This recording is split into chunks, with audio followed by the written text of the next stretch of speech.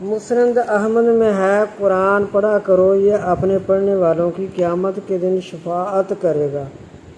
دو نورانی صورتوں بقرہ اور آل عمران کو پڑھتے رہا کرو، یہ دونوں قیامت کے دن اس طرح آئیں گی کہ گویا دو صاحبان ہیں یا دو ابر ہیں یا پر کھولے پرندوں کی دو جماعتیں ہیں، اپنے پڑھنے والوں کی طرف سے خدا تعالیٰ سے سفارش کریں گی۔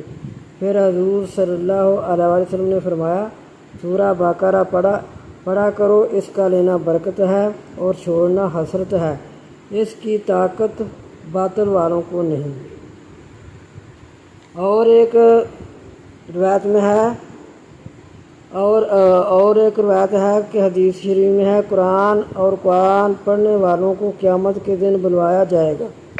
آگے آگے سورہ بقرہ اور سورہ آل عمران ہوگی، بادل کی طرح یا سائے اور صاحبان کی طرح یا پر کھولے ہوئے پرندوں کے جھرمٹ کی طرح، یہ دونوں پروردگار سے ڈٹ کر سفارش کریں گی۔